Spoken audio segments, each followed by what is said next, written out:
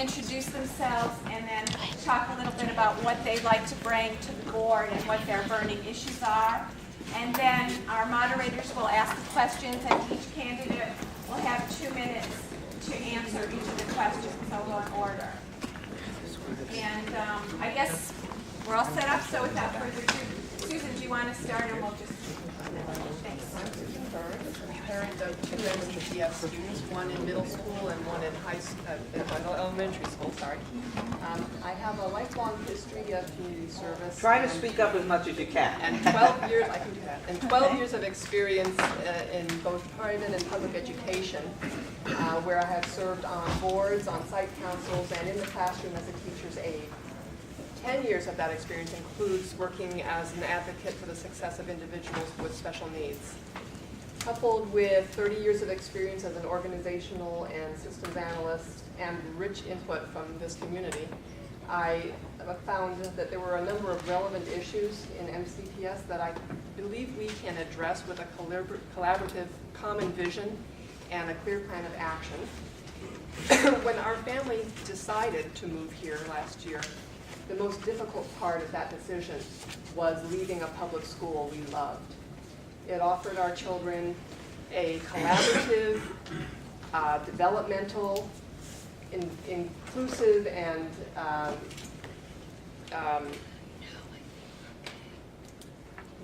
very engaging education. They were so engaged, eagerly engaged in learning, that they routinely said to us that they couldn't wait to get back to school, and their school friends said that as well, and that was even during long school breaks and holidays and vacations. I believe that it's possible to achieve that in MCPS. I want to see MCPS offer that kind of education. And I'm running for BOE because I have the personal experience to say with conviction that it can be done.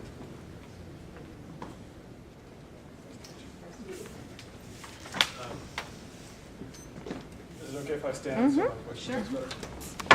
Good evening, folks. My name is Saqib Ali.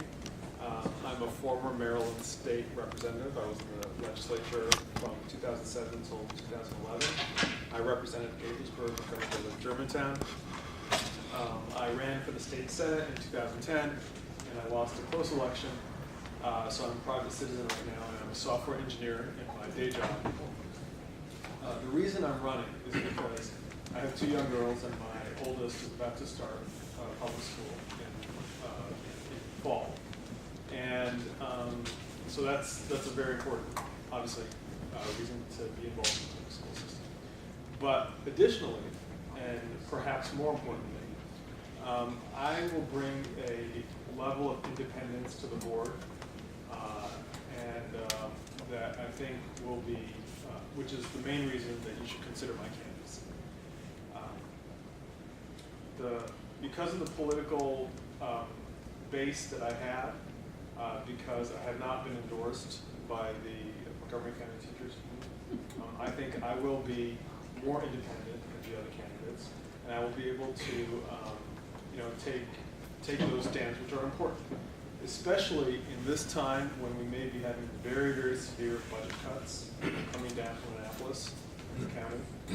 I think you want somebody who will, who is independent and thoughtful and can work with others. So I think my political experience and knowledge would be helpful. There should be a smaller learning curve if I go. And other than that, I think now's the time to get involved. Good evening. My name is Fred Evans. It's a pleasure to be here. I'm running for District 2 seat for a variety of reasons. Just let me tell you a little bit about myself. I worked in the school system for 30 years. I was a teacher, a middle school and high school principal. Parkland Middle School, Gaithersburg High School was my final role, official role in the school system. And I had a very rich career, which I will cite some of the examples of that when we have some of the questions. I know a lot of people know about my education background, but I don't think that's the only skill that I bring in terms of knowledge of this school system.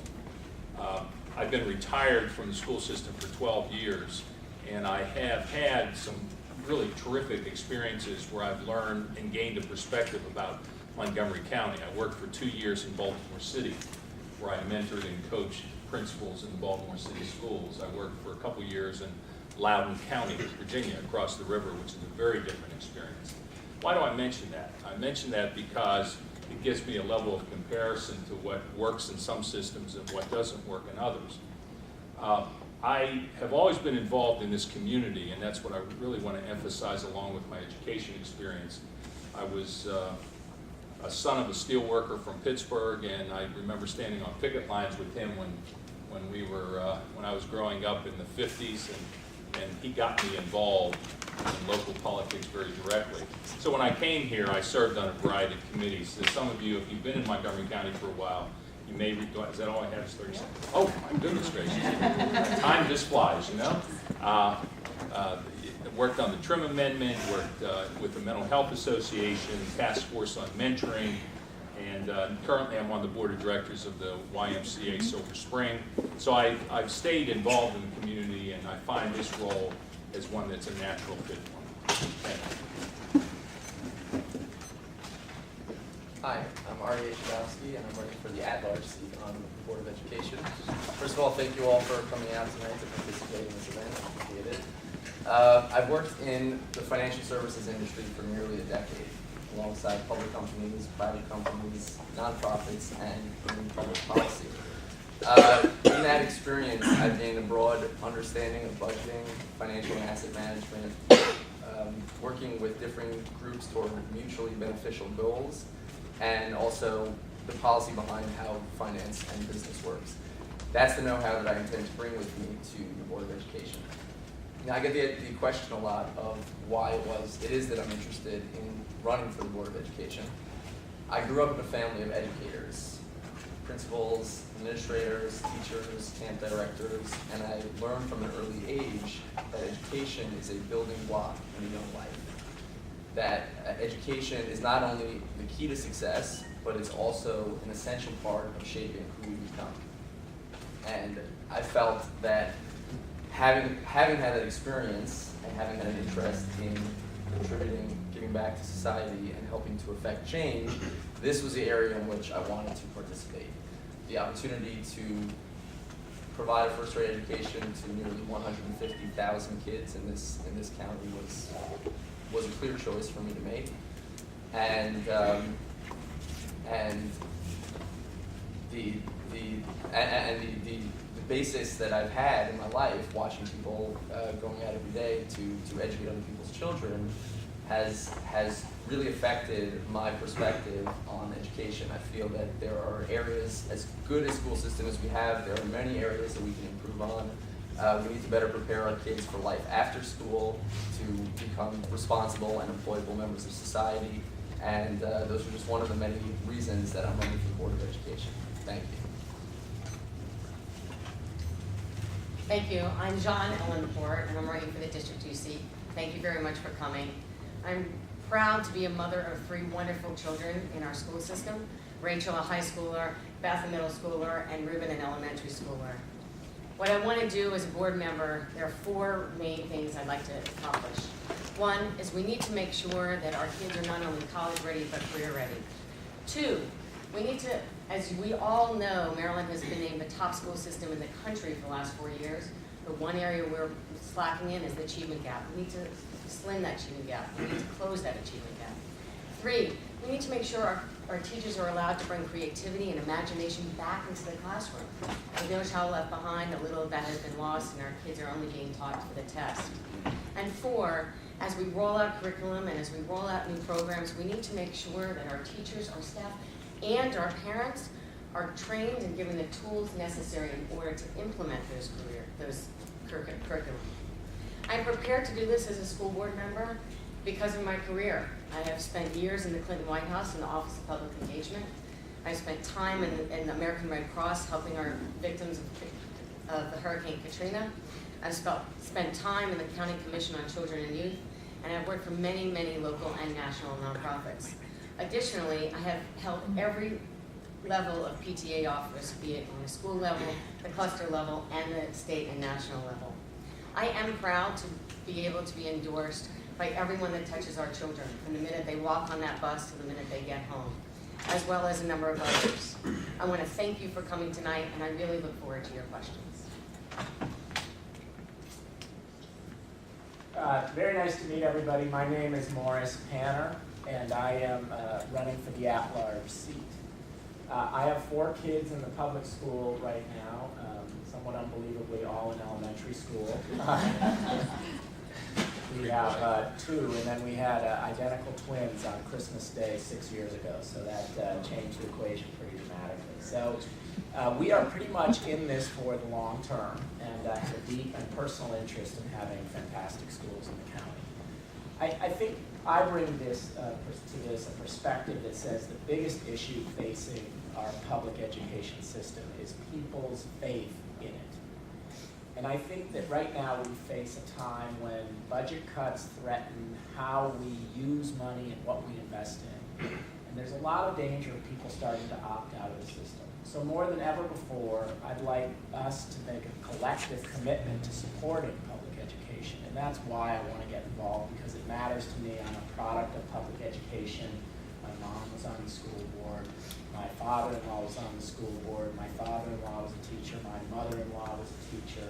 And my dad was a university-level educator. So it really is something very close to home. My own background, I started out as a lawyer, spent a lot of time in public service, was a federal prosecutor and focused on counter-narcotics investigations in New York City and then in Bogota, Colombia. Ended up here at the Department of Justice running worldwide counter-narcotics. Now I've translated that into a private sector career where I focus on innovation. I work in venture-backed companies, and in my extra time I work on boards actually that focus on addiction and preventing kids getting involved in drugs, which is something called drug strategies. So that's sort of a little different than being a prosecutor, but the same idea of trying to cut off that harm in society. So thank you very much for hosting tonight, and I look forward to the conversation. Thank you all, and now we'll have our moderators have a list of questions. And I think I apologize, I didn't say before, these are the editors-in-chief, actually, of the online newspaper. So, go ahead. All right, well, the first question concerns maintenance of effort. So House Bill 1412, currently being considered in the State General Assembly, would allow our council to exceed the property tax charter limit by a simple majority if the funds are needed to meet the state's maintenance of effort requirements, would authorize increasing the county income tax above the current limit, and would allow the state to redirect income tax revenue owed to the county to our Board of Education if the council and executive fail to fund schools at the level required by maintenance of effort. Do you think this is a fair way to achieve adequate funding for our schools, or is there a better approach? Moderators, how do you want to start? Progress. Okay. Right down the line. Yeah. Okay. Are we going to do that for every question? Yeah, alternate. Yeah, we do. Is every candidate going to answer Yes, every question? every candidate will answer every question. I'm not convinced that it's the best way to answer the question, but it's a definite improvement upon the way that it's done now. It prevents the county council from simply denying the funds or acting in a unilateral fashion to change the equation for the schools. The difficulty I find with it, as with most things, is overregulation. It's formulaic. It's going to depend upon compliance, and any system you can create is going to be cheated. So I think we need to find a better way of doing it than this, but it's a sidestep in the right direction.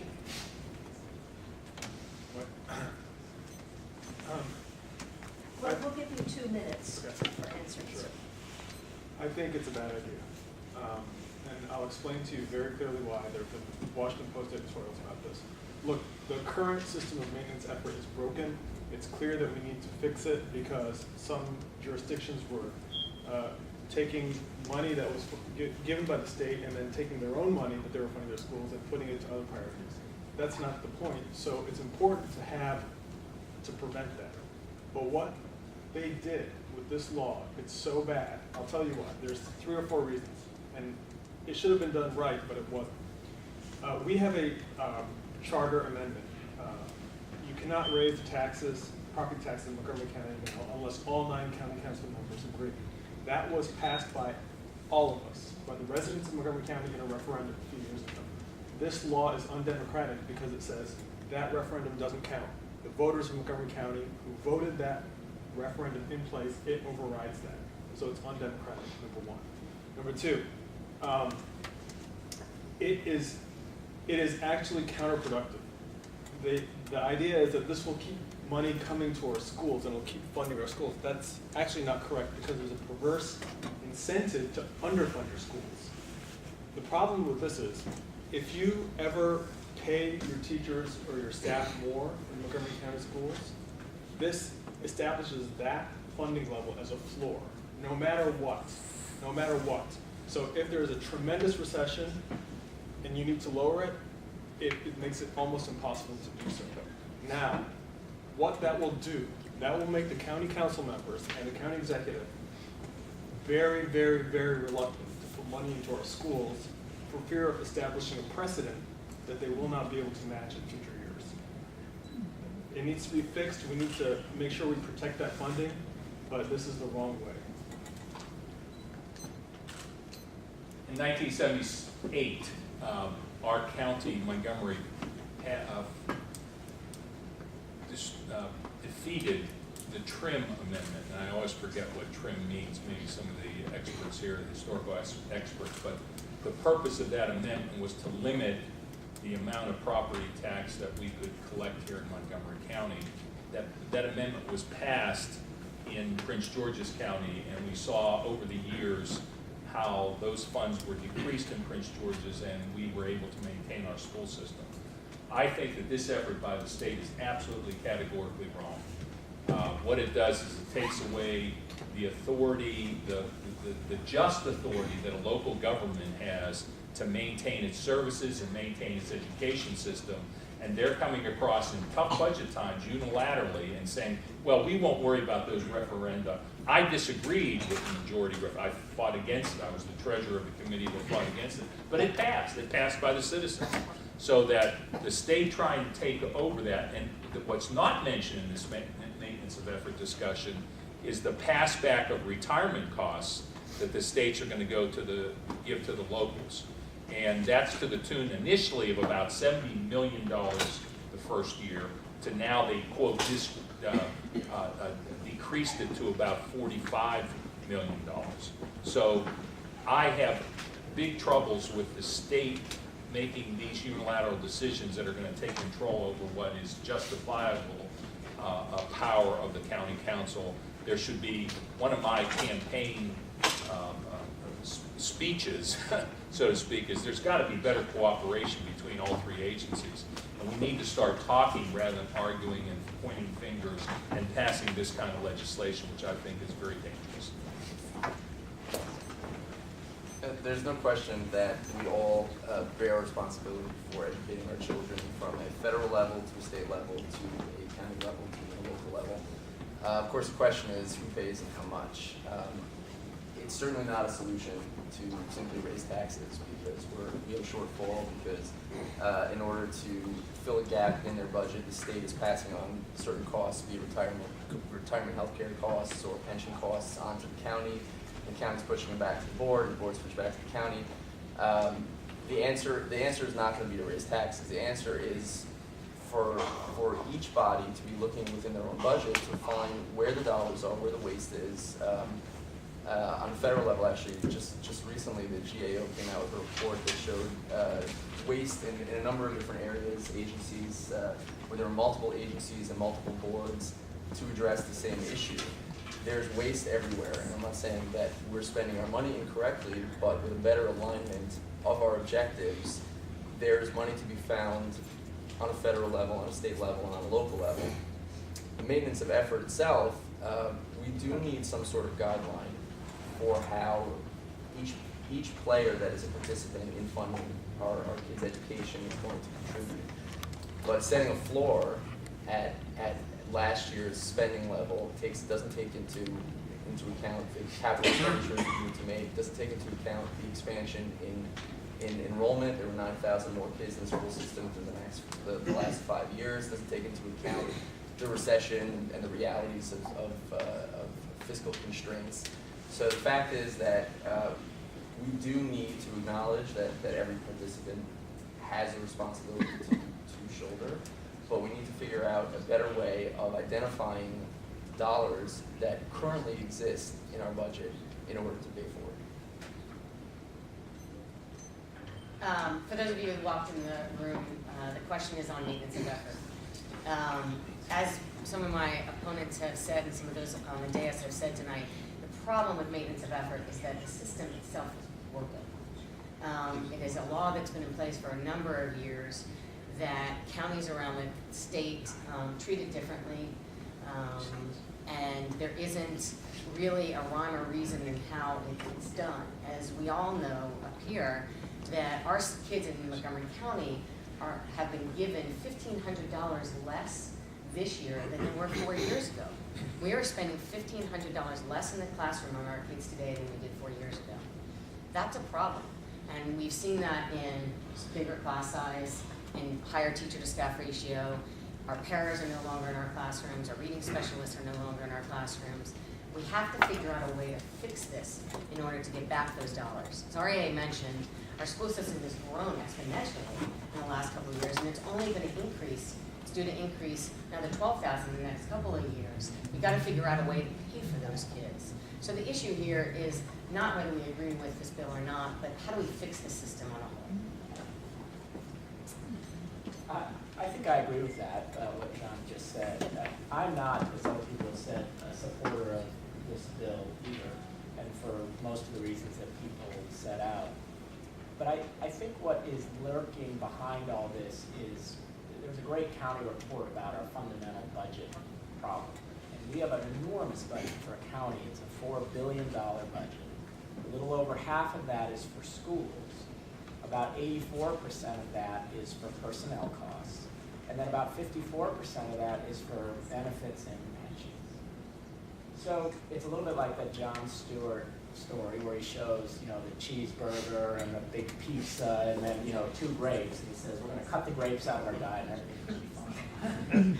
The problem is we have this kind of structural imbalance. And we've got to figure out, and this is where I agree with you, how are we going to change that and how are we going to address it? Because if we don't, the problem we're going to have is that we're going to be unable to keep up with the standards of excellence that we put forward and have enjoyed. And exactly how to do that is a slightly longer discussion, but I think the first thing you have to realize is that we're talking about a fairly concentrated set of issues. There is no money for capital improvements right now. Right now it's all going to personnel. I happen to be a big believer in personnel and a lot in technology. I'm a big believer that if you get the people right first, that everything else follows. But regardless, what I think we're going to face over the next couple of years is this collective discussion. And for the first time, one of the reasons why you think you see so many people up here is that lurking behind all of this is a sense of impending crisis. And it doesn't feel that way right now, but the numbers just don't add up, and that will lead us to a very difficult place if we don't confront it. Okay, this question involves teacher pension costs. The state proposes to shift a portion of teacher pension costs to counties, which could cost Montgomery around $51 million per year by fiscal year 2016 and compete for funding with other needed services. The county executive and council president have urged state lawmakers to split the pension costs between the county and MCPS, giving the Board of Education more incentive to control costs in collective bargaining negotiations. Do you support their recommendation or not, and why? Can we start Mix second? it up a little. Yeah. Oh, okay. So it's interesting. I actually don't, it's complicated because I don't think that is the right answer. So I have to say I don't support that particular resolution. The problem we have is that there is this conflict between how we're going, and it's not limited to Montgomery County, it is the story of America right now, that people, it's very hard to say this to my 83-year-old father-in-law, and if you have this discussion, it all starts with people are living too long. And, the answer to that is wait until how are you going to feel about it? And that's the right answer, of course. So how are we going to balance the fact that these obligations are not big because they're unfair? I actually don't think that on their face, the deals that were negotiated when they were negotiated are unfair deals. For pension and benefits, those were not unfair deals. The problem is no one ever expected them to last as long as they're lasting right now. So how do you start dealing with that obligation is one big issue. And then the second issue is how do you deal with the incentives to attract good people into the system? And you want to match something that looks the way people work today. Very few people do. My dad worked in the same office for 50 years, and that's a highly unusual occurrence.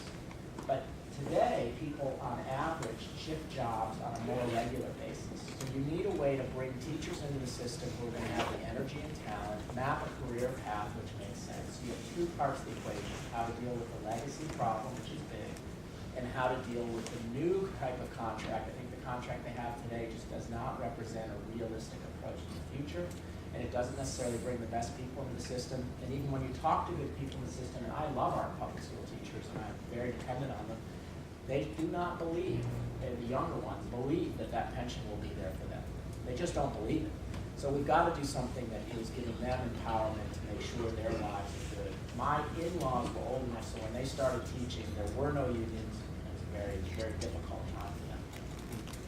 So, one of Morris's last points was, as a lot of us sit here today, we're worried about Social Security. Our teachers are worried that when they go to retire, Fred's lucky. He's drawing on I may or may not be, but he's able to get a pension because there is one today. We don't know if our teachers 15, 20 years from now are really going to have a pension. This is kind of like the maintenance of effort. The system is broken. The law is broken. 10 years ago, the state tried to redo it, and there was a bill passed in the State House and the State Senate that did some gerrymandering with how it was funded. And these last 10 years, the pension system has not been funded up to the max, and that's a problem. So if this were to come back to the county, we're not only talking about a lot of money, but we're talking about another unfunded mandate. And money that we thought was there 10 years ago that isn't there today, and our teachers that are retiring in the next few years may or may not have what they thought they were going to get when their contracts were negotiated when they walked in. So it's really important that the system gets fixed. Whoever pays for it, whether it's the state, whether it's the county, whether it's a shared system. The other issue that we are fortunate not to have in this county, but a couple of counties across the state are looking to put pensions into MOE. And that in itself is a huge issue. So again, it's a matter of, before it comes back, before we do anything with it, we need to fix it. Because otherwise it's just going to continue and our teachers aren't going to benefit and nor our kids. And that's the problem. Morris made a good point that there are two issues here. One is the legacy, and the other is the teachers who are currently in the system who are expecting a pension. I think that, on the one hand, there are the legacy obligations, people who are currently drawing from a pension or are nearing the end of their career and are expecting to start living off that money in the near future. Those are obligations that we made, and I think that it's critical that we live up to obligations that have been established and promises that we make to people, because this is about their life, and whether they're going to live 10 years or 15 years after they retire. We make an obligation that part of their compensation for teaching in our school system is a pension that's going to see them through the rest of their lives. That's an obligation that we need to keep. On the other hand, we have teachers who are currently in the system who came into the system expecting that this was the system that was in place, and this was how they, their parents, let's say, were teachers or people that they knew in a different generation, that they could expect that this was what they were going to see in life. The fact of the matter is that it just is not a possibility today. There are fiscal realities that we are not yet facing, but that we need to face on every level, from local to state to a federal level. And the fact of the matter is that we may very well need to readjust how it is that we actually are paying our teachers today. Whether you're talking about merit-based pay, whether you're talking about larger contributions from teachers into their pensions, going over to an IRA or a Roth. There are a lot of options that are on the table. The first step is recognizing that the obligations that we are making on a daily basis to our teachers that are currently in our system are simply impossible to meet, and and we need to sit down and have a conversation about what's an actual reality moving forward. I think this is, when all is said and done, I think this is a values question. I think it's a values question in terms of how we value education. I've said for a long time, Montgomery County, we mask our greatness, and when we have problems, we kind of mask those problems. Let me give you an example. I think that to say, well, I went to visit a classroom teacher, a first grade teacher, a former student of mine at Rockville High School. She teaches first grade now. And I saw her, and I could never work in elementary school, that's why I was a middle and high school person. But I saw her working with her 19 students, and she was using a Promethean board, which weren't around when I was an administrator and a teacher. And I just was in awe. Here I am, a 40-year veteran of education. I still teach at George Mason. I'm still involved in the process. And I was watching her work intently with these 19 students. Some elementary classes had 25 and 26 first graders, and really touching, in the time I was there for about an hour, really touching each one of them in a very different way. Our public has no, our general public, not anyone in this room, but our general public has no idea of the energy, the passion that it takes to work with kids. We talk about it, but we really don't know. So that when pensions and salaries of educators come up on the so-called chopping block, and I just get very, very concerned about the game we talk and the game we walk. So pass back this pension, I've lived through the change of the pension systems, and that has always been on the block. We've changed them over and over again. We've got to stop, sit back and say, what do we value? We talk a lot about education. We need good people teaching our children. Regarding this pension bill, this is actually a public negotiation that's going on. So the bill that you're seeing right now, it's not going to probably pass in that form, and it's a negotiation tactic. The governor puts out this, the teachers' unions and the counties respond with this, and the governor comes back with this, and the final thing that passes will be the end result. So when that comes out, I'd like to see it. Right now, it's very much in flux, and there's a lot of posturing going on. What I think is that I think we need, the school board of Montgomery County needs to have its own independent taxing authority. Because what you're seeing is the state is saying, well, the county, they're overspending, and the teachers, the school board sets the salaries, and then we have to pay the pensions. And the school board says, well, no, we get the budget from the county, so we're not really in control. What you really need, I think, and this is kind of an overhaul of the system, is you need independent taxing authority for a school board. It's done in most other places. They pay the teachers, and they're responsible eventually for the pension costs too, and they can get aid from the state and the county to pay those. And the same thing, the county pays its employees and is responsible for their pensions, and it can get money from the state if it wants. And the charter limits that are passed at each level should be respected by the level above it. Okay, so that's what we need, number one. But number two, I want to highlight something. In this race, why I think it's important that you should consider me. Look, what Jean said was basically the talking points of the teachers union. Okay, let's keep giving teachers more and more money, which, look, God bless the teachers, I love them, but we're running out of money. And you can't keep talking about let's give them more money, better pensions. Unfortunately, it's just not going to work. We're going to run out. So I'm independent. I'm my own man. I don't mouth talking points. And sometimes we have to say things which are difficult. Can I just interrupt, since you did talk about John, if we can just give her a minute or so to respond? Sure. Thank you very much, because I didn't say any of that. What my point was that the system is broken. I didn't specifically lay out what the problem was. You know, it's a big issue. So, you know, I'm not in the hands of the teachers. I'm not in the hands of the unions. I'm an independent thinker. That's the way I've operated my business. That's the way I've operated as a school board member. And, you know, hopefully, if elected, everyone would understand that. You know, yes, I'm proud of my endorsements because I went through a process and got them and earned every one of them, but I earned them.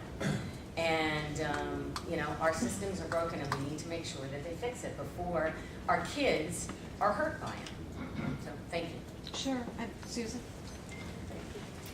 Yeah, I don't know whether we can really say that this is just political posturing or not. It may be a red herring.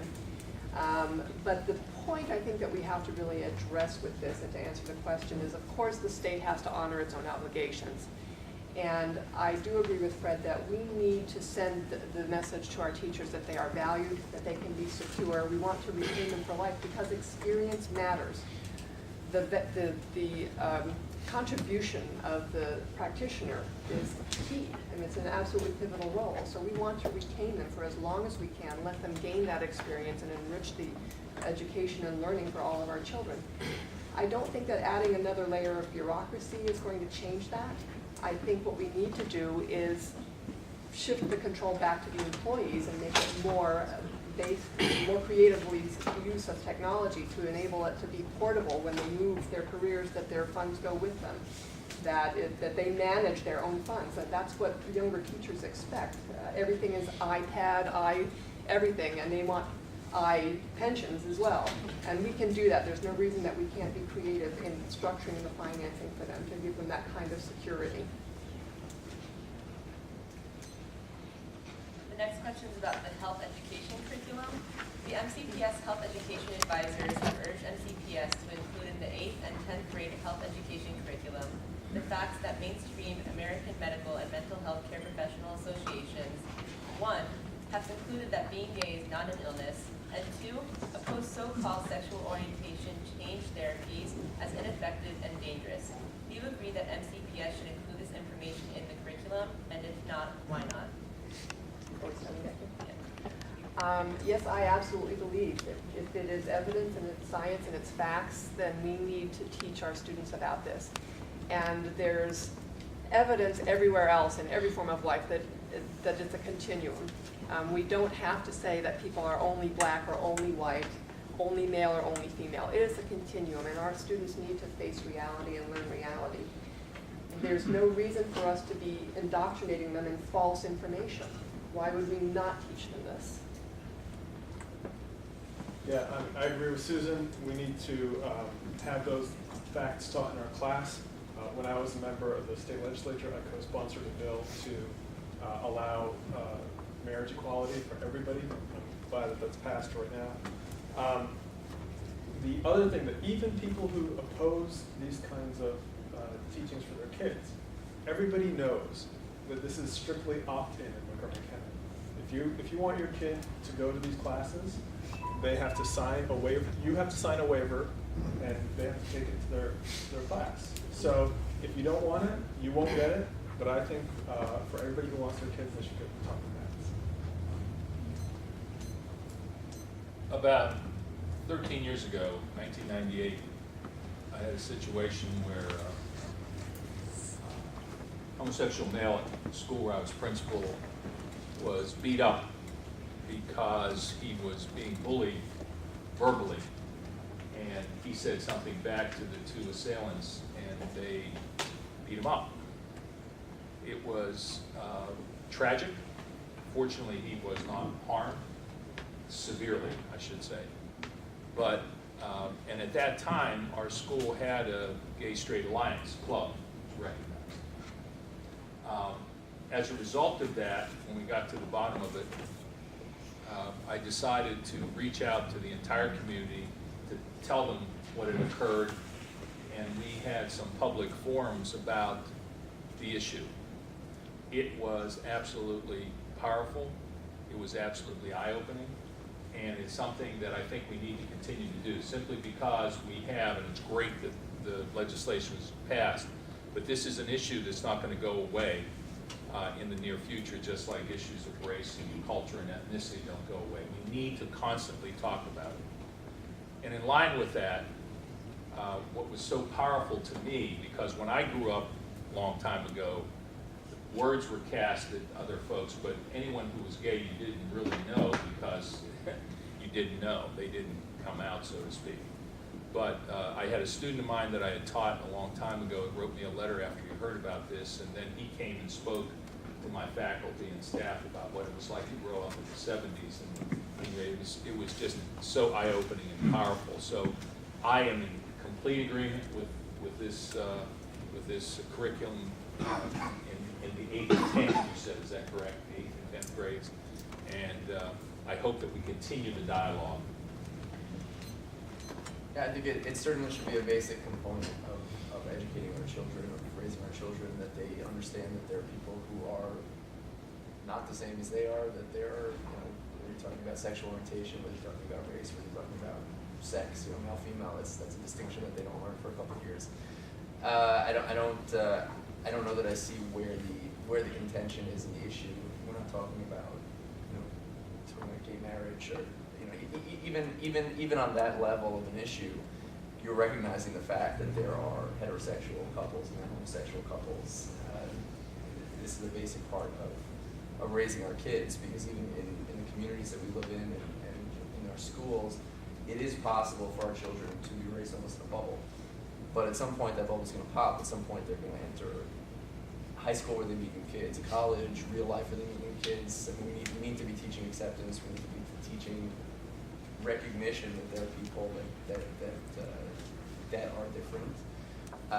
Particularly today, when bullying is such a large issue, I think that even more so, we need to be educating our kids about acceptance, about how to work with and how to engage with other people, and yeah, it just needs an opportunity.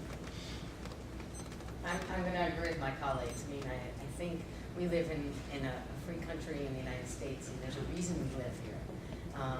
I want my children to be able to go to school and not be concerned that her beliefs or his beliefs or in any way, shape, or form are going to be impacted by what someone else says to them. One of the reasons I love this county is because we are so diverse. I love the fact that all of our children come home with many different friends, with many different names, with many different backgrounds, gay, straight, white, black, Latino, everything. And it's wonderful. I grew up in New Orleans, in a town where I was bullied, not only because I was a young Jewish white woman, or girl at the time, but I had black friends. And back then that was unheard of. I've been kicked out of country clubs as a kid because I had a marking that no one liked. So I understand what it is to be bullied. And that's the biggest issue here. And if we can teach this in our classrooms, maybe our kids will have a better understanding that everyone is different, and that's okay. That's what makes the world go round. And that's what should be part of education. I agree with all of the panelists for all the reasons that they said. This was a nice wrapping at the end. That was it. Okay, this is a sort of follow-up question related to bullying. If elected, what would you do to promote effective measures for school administrators, teachers, and parents to use to stop bullying, both physical and psychological, in our schools and on school buses? Oh, okay. A lot of what was just said relates to bullying, and I think at the end of the day, it's very hard to grow up with everybody knows you get through it, all the shows kind of focus on it. So I think right now the sort of state-of-the-art science around how to mitigate bullying, how to deal with bullying, how to bring it out is really important, because that is a relatively new phenomenon. No one really believes bullying. I'm not saying bullying is new. I'm saying that bringing it out and sort of dealing with it on its own terms is new. So bullying has gone on forever. What I think was unfortunate was it was always sort of pushed under the rug, and people suffered a great deal. So I think right now what's very helpful is there's a vast public awareness on it. I think we need to take new measures. I'm not an expert on it, but I see it all the time in my own kids' school, and it requires a level of forthrightness with people, and each community is a little bit different. But in some ways, I think is one of the nicest things we can do to make everybody's life a little bit smoother and a little bit nicer that doesn't cost anything and really will make people laugh. About a month ago in this building downstairs, the Office of Human Rights had a phenomenal symposium on bullying and brought together all parts of the community. And there were 2 high schoolers, transgender high school people on the panel, to make sure I was PC for a second, that really, really touched me because they talked about the years of bullying and what their teachers and administrators were allowed to do and not allowed to do in the classroom. And so part of this is that it's wonderful that there's an awareness, and it's wonderful that we're starting to talk about it. I think a lot of times we forget necessarily about the victim, and we're so concentrated on the bullier and why the bullier did it and what was in the background and what made them do it, that we forget about the victim. And research has shown that later on in life, in fact, unfortunately, the recent Ohio shootings was a victim of bullying. And so we need to make sure that in our classrooms, we somehow or another, and I'm not sure how, it's law and it's getting CPSC involved and it's state regulations and a lot of different layers, but we need to make sure we not only remember and help the bullier, but we also help the victim, and that the victim years from now doesn't turn out to be a bully, him or herself. I'll be honest, bullying has always been a component of growing up. I think that that's something that's going to exist. It's not going to go away.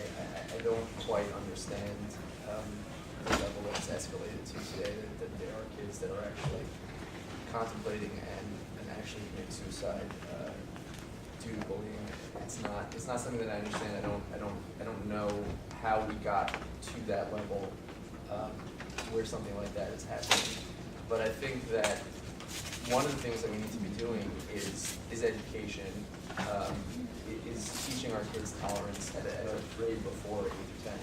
I think that we need to ensure that our children are being exposed to all manner of different kids that are in their schools, that are not in their schools, so that they learn that there are people, you know, like we said in the last question, who don't look like them, who don't look like the people that they're used to seeing on a daily basis. And I think that a level of exposure is going to help that, let's say that shock value that comes at seeing someone that's different and that is the catalyst for bullying. But at the same time, there's education and there's training that needs to go into our educators. I think that they do need to learn both how to deal with the bullier better and the child who's being bullied better. I think that there needs to be more than punishment for a bullier. I don't think that that's an effective way of actually changing someone's perspective on the situation. And I think that we also need to be thinking about ways to be it counsel or be it to ensure on an ongoing basis that children who are experiencing bullying, you know, that they haven't gotten to that point psychologically where that is that thought that there's no way out. But this is a topic that the hair on the back of my neck goes up. I think that there are effective ways to deal with bullying, and I'd just like to lay out a couple. One is that I think as a school board member, if I am lucky enough to be on the school board, that one of the things we have to be clear of in our schools that it is not tolerated. And we have to have very, very clear guidelines about what happens when someone, it's documented that they do bully and there have to be consequences for it. I do believe in training. I do believe in making staff, students aware, but there have to be clear consequences for the bullier that is not tolerated. The other thing that needs to happen, the training side of it, it doesn't have to be formal training, but I like the idea in schools where they set up purposefully that each student, has at least one person in that building that he or she can go to if there's a problem. Schools formally do that, and that's an exceptional way in which a kid can find a voice with an adult, and that adult could be a person that works in the main office, that adult could be a person that works on the building services staff, but someone that kid can turn to if it's happening.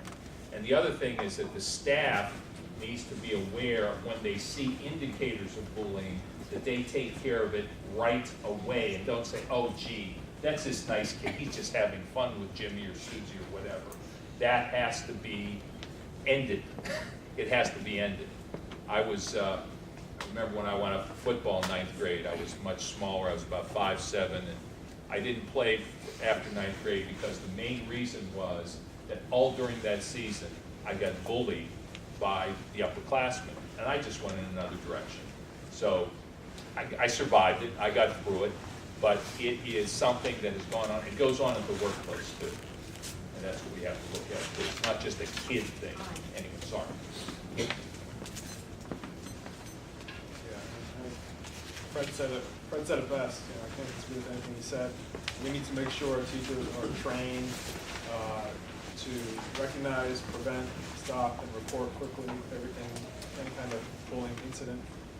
We also, I've heard of a few cases of teachers getting in on bullying in some places. So if that happens, I think we should have a zero tolerance policy, and they should be terminated. But other than that, I think if I'm on the board, I'll take it very seriously. Whatever we can do reasonably to prevent it, I'll be aggressive in following up and make sure that happens. Well, I have to say, first of all, that bullying, in my experience, is often misdefined. I had that experience myself moving here. My son was identified as a bully in his school simply for being impulsive and overly friendly. So it's a hot issue. Administrators and teachers feel under fire. It's putting everyone on pins and needles because we don't want to allow it and we might be accused of allowing it. And I think in part the problem is, well, bullying, like any problem behavior, is best addressed by getting the students actively engaged and feeling included in a community, every student valued.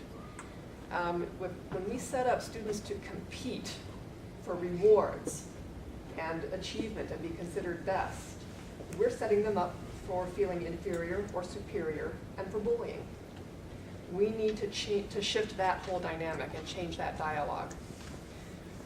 We can't be just teaching students character education by dogma and rewarding them for saying the right things and doing the right things. We have to role model. Every single teacher has to be offering social inclusion in the classroom every day in every way. When they're seeing a student marginalized because of their special needs or their special problems or for any reason, they need to be on it right away, not by saying don't do that, but by offering positive replacement behaviors and role modeling that all the students can see and feel that they're protected by that, by the adults in their community. Okay, this question involves public charter schools. Please describe your views on the role of public charter schools in Montgomery County's future. As a member of the board responsible for final approval or denial of charter applications, how do you plan to work with applicants? Do you support the creation of additional charter school authorizers in Maryland as proposed in Maryland House Bill 1218? The public school that we loved was a charter school in California. California has a very different charter law than Maryland. Maryland supports only remedial charter schools. But we have, and if you've studied the charter debate, there are charter schools that have served as innovative rubrics for new approaches to education. They're great test beds for what works. Ours was an example. I can see that MCPS can adopt many of the approaches that this small charter school took in California. But why don't they? That's the challenge before us. What is keeping MCPS from adopting approaches that have been known for decades to be more effective in supporting learning rather than achievement assessment and competitive kinds of education? What is keeping MCPS from doing all of the things that offer developmental, whole child, interactive learning that really engages our students? that is student-led and student-directed, that is teacher-mediated, that is enriched by technology. That's the question before us. It's not that it can't be done. We need to find out what those hurdles are, break down those walls, and get everything in place. There are different ways that we can consider doing that. We can offer after-school programs that test these things. We can have community referendums so that there's more local control about what changes are going to be made within each school closer to the community. But we're not going to be able to do it with a top-down, formulaic, or political approach. That has to be bottom-up, grassroots from the community. And when we do that, we will be getting the schools that our students deserve and that our communities want. Okay, if you live in Bethesda and your kids go to great schools where everybody's high achieving, it's great. Why would you need a charter school? Of course not, right? But if you're in the eastern part of the county and we kind of have two MCPSs, right? We have the MCPS for the white kids and the Asian kids and people who are generally well off. And we have a whole nother, there's the African American and Latino children are falling, unfortunately, quite far behind in our public school system. It's true. There's a very clear gap. Now, if you're one of those people whose kids are not benefiting from Montgomery County Public Schools, wouldn't you want your kids to have an option to go somewhere else? Right now in Montgomery County, we only have one charter school. And the reason for that is that to get a charter school in Montgomery County, you have to be approved by the school board, by the people up here. And of course, the school board, more often than not, the candidates are so some people would say that that's a conflict of interest right there, because many of the school board members are put there by the unions. I think we definitely need to open up the question and consider more. I think it's reasonable, especially when we have poor people in worse schools. We need to give them options. We need to improve the process so it's fair. And I do predict that the other members here who have been endorsed by the teachers union will not support that idea.